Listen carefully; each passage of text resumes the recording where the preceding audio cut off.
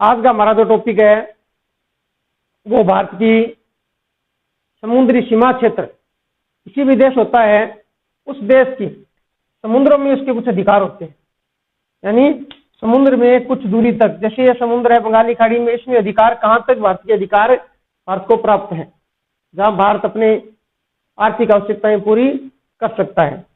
तो इस संबंध में एक सम्मेलन हुआ यूनेस्को का, UNCLOS, एनक्लोस जिसको कहा जाता है, कि यूएनओ द्वारा एक सम्मेलन 1982 में हुआ था।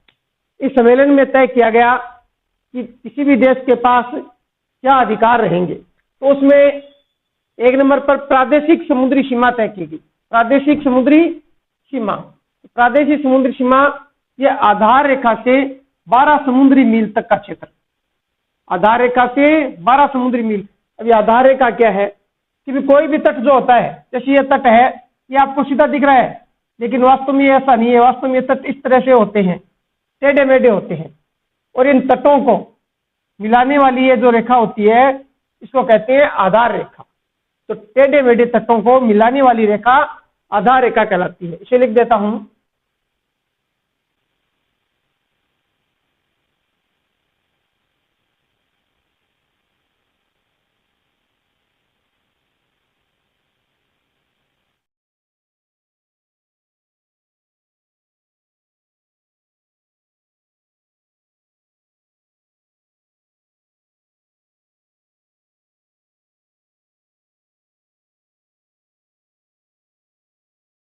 आधार रेखा टेढ़े मेढ़े तटों को मिलाने वाली रेखा होती है।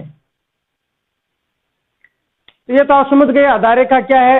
ये जो तट टेढ़े मेढ़े कटे फटे इनको मिलाने वाली रेखा आधार रेखा कहलाती है। अब आगे बढ़े कि आधार रेखा से 12 समुद्री मील तक का जो क्षेत्र होता है वह कहलाता है प्रादेशिक समुद्री सीमा। अब ये समुद्री मील क्या है या नॉटिकल मील, तो एक नॉटिकल मील में 1.8 किलोमीटर होती है। कितने होते हैं? 1.8 किलोमीटर। और वैसे 1.824 ये लगभग है, पूरा निकालें तो 1.824 किलोमीटर। ये एनसीईआरटी के अनुसार है, एनसीईआरटी के अनुसार है। एक मानक जो साधारण मील होती है उस मील में 1.6 किलोमीटर या 1.609 किलोमीटर होते हैं। तो ये समझ गए प्रादेशिक समुद्री सीमा। अब यहां से जो प्रादेशिक समुद्री सीमा है, मान लेते हैं ये प्रादेशिक समुद्री सीमा है, इसमें भारत को क्या अधिकार है, इसमें क्या क्या अधिकार है इस क्षेत्र में। तो प्रादेशिक समुद्री सीमा यानी 12 किलोमीटर तक जो अधिकार है, संपूर्ण अधिकार। क्या अधिकार है? संपूर्ण, यानी जो यहाँ धरातल पर जितने यहाँ अधिकार है किसी सरकार के पास, उतने अधिकार यहाँ प्राप्त होते हैं। यानी वो कर वसूल करना, कुछ भी निर्माण कार्य करना, कुछ भी वो कर सकते हैं। संपूर्ण अधिकार उस देश को प्राप्त होते हैं। तो किसी भी देश की जो प्रादेशिक समुद्री सीमा है, इस प्रादेशिक समुद्री सीमा में उस देश को पूरे अधिकार प्राप्त होते हैं। वहां वो देश कुछ भी कर सकता है, सारे अधिकार उसे प्राप्त होते हैं। फिर 2 नंबर पर आते हैं अविच्छिन्न मंडल। ये अविच्छिन्न मंडल है, ये क्या होता है? अविच्छिन्न मंडल ये आधार रेखा से 24 समुद्री मील तक का क्षेत्र, यानी यहां से आगे कितना, 24 समुद्री मील तक ये जो क्षेत्र आएगा, इससे आगे ये कहलाएगा अविच्छिन्न मंडल।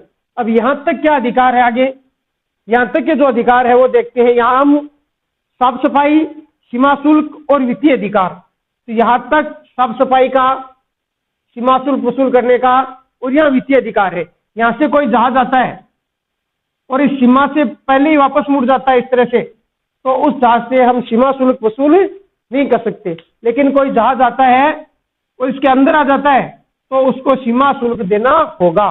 तो किसी भी देश का जहाज किसी दूसरे देश की अविच्छिन्न मंडल में प्रवेश करता है तो उसे शुल्क वसूला जाएगा, वित्तीय अधिकार। तो यहाँ पर वित्तीय अधिकार होते हैं उस देश को, यहाँ आने वाले जहाजों आदि से शुल्क वसूल सके। इससे बाहर से अगर जहाज चले जाते हैं तो उसे किसी तरह का शुल्क नहीं वसूला जाएगा। तीसरा है फिर अनन्य आर्थिक क्षेत्र। EEZ इसको कहते हैं।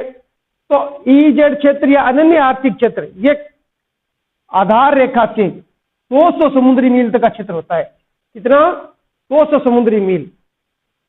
इससे ही आगे ये 200 समुद्री मील तक का क्षेत्र, इसे कहते हैं अनन्य आर्थिक क्षेत्र EEZ।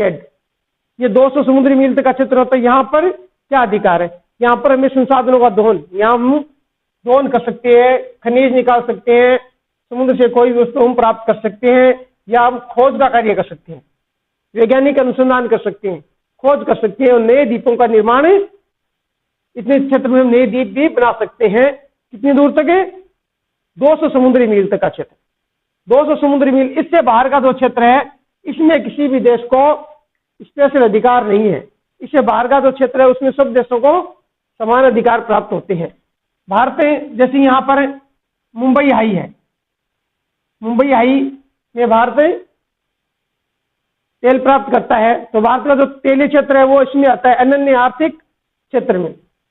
मुंबई हाई से भारत बड़ी मात्रा में तेल और प्राकृतिक गैस प्राप्त करता है। लगभग देश में उत्पादन होने वाला लगभग 60 से 70% भाग यहीं से प्राप्त हो रहा है। तो मुंबई हाई किस क्षेत्र में आता है? अनन्य आर्थिक क्षेत्र में। तो आज का ये टॉपिक हमारा पूरा हुआ। ठीक है, धन्यवाद।